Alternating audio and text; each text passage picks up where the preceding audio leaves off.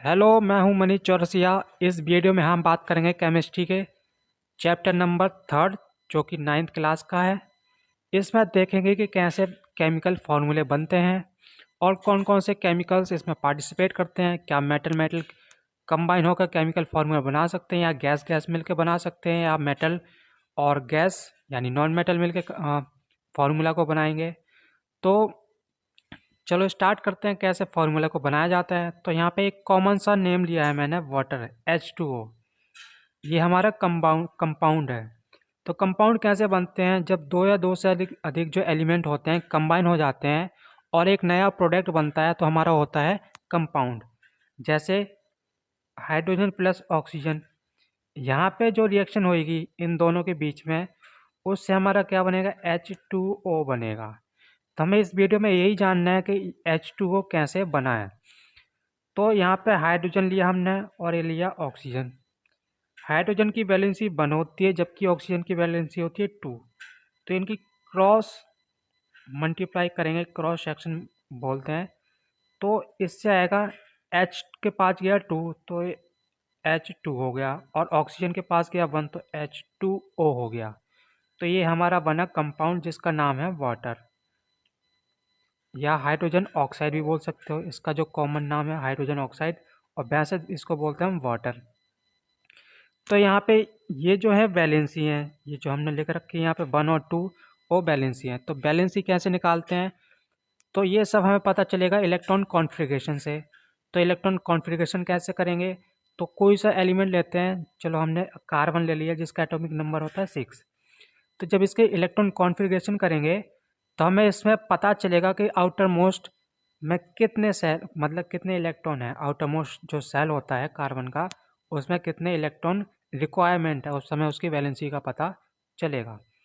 तो सबसे पहले एक सेल ले लिया जिसका नाम है के, उसके बाद एल। तो कार्बन में तो दो ही सेल बनेगी, ये हमारा न्यूक्लियस है। तो फोर्थ चैप्टर में आपने पढ़ा होगा नील्स बोर का एटॉमिक मॉडल, जिसमें कहा कि जो पहला ऑर्बिट है उसमें सिर्फ 2 ही इलेक्ट्रॉन ही आएंगे। उसके बाद जो आउटर मोस्ट शेल सेकंड यानी एल शेल है, इसमें 8 आएंगे, टोटल आएंगे 8। तो कार्बन के 2 चले गए तो बचे उसके 4, तो 4 आएंगे एल शेल में। 1 2 3 4।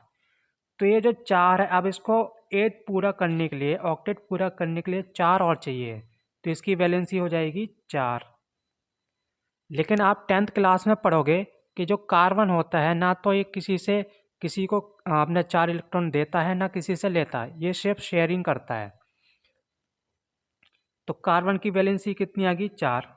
ऐसे ही हम और ले सकते हैं, सोडियम Na। इसका इलेक्ट्रॉन कॉन्फ़िगरेशन करेंगे तब भी हमें पता चलेगा इसकी वैलेंसी क्या है। तो पहला ऑर्बिट ये हमारा न्यूक्लियस हो गया, यह दूसरी ऑर्बिट। तो पहली ऑर्बिट में तो आएंगे 2 इलेक्ट्रॉन, दूसरी में अब इसका एटॉमिक जो नंबर होता है 11। तो 11 में से 2 चले गए, बचे इसके 9। तो 8 तो आएंगे आउटर मोस्ट शेल में, 4 5 6 7 8। अब एक सेल, अब एक इलेक्ट्रॉन इसके पास अभी भी रह गया है, तो आएगा थर्ड शेल में, और इसमें ये आ गया 1। अब वैसे पूरा करने के लिए तो इसको 7 और चाहिए, तभी इसका ऑक्टेट बनेगा। लेकिन ये 7 इलेक्ट्रॉन किसी से लेगा तो उसको दिक्कत पड़ेगी, इसलिए ये क्या करेगा, एक इलेक्ट्रॉन किसी के साथ किसी को दे देगा। तो इसलिए इसकी जो वैलेंसी होती है सोडियम की 1 होती है। तो ऐसी कार्बन की पता चल गया, ऑक्सीजन की भी, ऑक्सीजन की 2 वैलेंसी होगी। पोटेशियम है, इसकी वैलेंसी 1 होगी। मैग्नीशियम की वैलेंसी 2 होगी, और एल्यूमिनियम की वैलेंसी 3 होगी। ऐसी कॉपर की बात करते तो उसकी वैलेंसी 2 होगी। तो कुछ और फॉर्मूले बनाते हैं इसी तरीके से। तो यहाँ पे हमने लिया सोडियम, और ये हमारा क्लोरीन। सोडियम की वैलेंसी 1 होती है, और क्लोरीन की भी वैलेंसी 1 होती है। तो 1 ये इधर चला गया, ये इधर क्रॉस मल्टीप्लाई, तो ये हमारा बनेगा NaCl, और ये होता है हमारा कॉमन सॉल्ट। Common salt. तो ये हमारा फॉर्मूला बन गया। इसी तरीके से कुछ और एग्जांपल ले लेते हैं। कॉपर और SO4, कॉपर सल्फेट। तो कॉपर की वैलेंसी 2 होती है और सल्फेट की भी वैलेंसी 2 होती है। तो 2 इधर चला गया, 2 इधर, यानी इसको काट भी सकते हैं तो ये कट जाएगा, 1 1। तो ये हमारा कॉपर सल्फेट यानी CuSO4 आ जाएगा। तो ये पूरा जो कंपाउंड बना उसका नाम क्या है? Copper sulphate. इसी तरीके से और भी ले सकते हैं, हाइड्रोजन और क्लोरीन। हाइड्रोजन की वैलेंसी 1, इसकी भी 1। तो ये 1 इधर गया, 1 इधर गया, तो ये बना HCl। एक और एग्जांपल लेते हैं, एल्युमिनियम ऑक्सीजन। तो ऑक्सीजन की वैलेंसी होती है 2, एल्युमिनियम की वैलेंसी होती है 3। तो 3 गया ऑक्सीजन के पास, 2 गया एल्युमिनियम के पास। तो इससे जो हमारा कंपाउंड बनेगा वो Al2O3 बनेगा। ये बना हमारा एल्युमिनियम ऑक्साइड। ये आपके लिए बहुत ज़रूरी है कि क्योंकि इसका जो एप्लीकेशन होता है वो 10th क्लास में बहुत ज़्यादा होता है। जो फर्स्ट चैप्टर, सेकंड, थर्ड और फोर्थ चैप्टर तक ये चलता रहता है। तो इसलिए आपके लिए जो सारे कॉन्सेप्ट हैं ये बहुत ज़्यादा ज़रूरी हैं। इसलिए आपके पहले से ही क्लियर होने चाहिए, क्योंकि जब आप 10th क्लास में एंटर करोगे तो पहला चैप्टर आपको इक्वेशन के बारे में पढ़ना होगा कि इक्वेशन क्या होती है, रिएक्शन क्या होती है, कितने टाइप्स की होती हैं। तो वहाँ पे ये दिक्कत आपको पड़ेगी। इसलिए यहाँ पे आपको अभी समझ लेना है कि ये फॉर्मूला कैसे बनता है। तो इसी तरीके से और भी एग्जांपल लेते हैं। H2SO4 ये कैसे बना? ये सल्फ्यूरिक एसिड होता है हमारा। तो हाइड्रोजन लिया और SO4 लिया।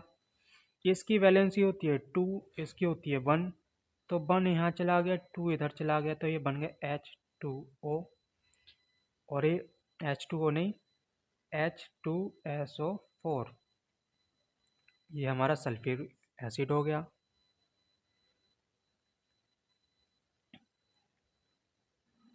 तो ये कुछ कॉन्सेप्ट हैं जो आपको याद रखने हैं। तो इसमें हमने देखा कि कैसे फार्मूले को बनाया जाता है। तो सबसे पहले आपको पता होना चाहिए बैलेंसी के बारे में कि बैलेंसी कैसे निकालते हैं। तो फोर्थ चैप्टर में एक टेबल दे रखी है जिसमें एलिमेंट के जो एटॉमिक नंबर है और इलेक्ट्रॉन नंबर है वो सारे उसमें दिए हैं। तो उसमें आपको जो बैलेंसी है उसको याद करना है। और उसमें ही बता रखा है कौन सी शेल में कितने इलेक्ट्रॉन्स लाई करेंगे। तो ये सब आपको फोर्थ चैप्टर की जो टेबल है उससे पता चल जाएगा। और कुछ कंपाउंड्स के नेम दे रखे हैं, थर्ड चैप्टर में टेबल दी है, उससे आपको याद करना है क्योंकि वो बहुत इंपॉर्टेंट है। उससे ही आपको पता चलेगा किसकी वैलेंसी क्या होती है, क्या नहीं होती है। तो यहाँ पे अगर हम फॉस्फेट की बात करते हैं तो यहाँ पे उसकी वैलेंसी, अगर यहाँ प्लस का साइन है तो ये हमारा क्या होगा? ये पॉजिटिव में आ गया। और ऑक्सीजन लेते हैं, यहाँ माइनस का साइन है, ये नेगेटिव। ये दोनों ही चार्ज होते हैं, पॉजिटिव चार्ज और नेगेटिव चार्ज। इसकी वैलेंसी 2 होती है। यहाँ पे लिखा होता है माइनस का साइन होगा, उसके ऊपर लिखा होगा 2। तो हमारी वैलेंसी 2 होगी ऑक्सीजन की। और जो अभी हमने करे हैं, जो कंपाउंड बने हैं, इनको आयोनिक कंपाउंड भी कहते हैं। आयोनिक कंपाउंड क्या होते हैं? जिसमें आयंस होते हैं। आयंस एक प्लस का होता है, एक माइनस का होता है। कैटायन, एनायन, ये हमारे आयंस होते हैं। तो इस वीडियो में इतना ही। आगे की चर्चा हम बाद में करेंगे और कुछ और एग्जाम्पल देखेंगे जो हो सकते हैं। बाकी मैंने जो बेसिक है आपको इस वीडियो में बता दिया है। और आप अगर आपको कोई डाउट हो तो आप कमेंट करके बता भी सकते हैं। तो इस वीडियो में इतना ही, मिलते हैं अगली वीडियो में।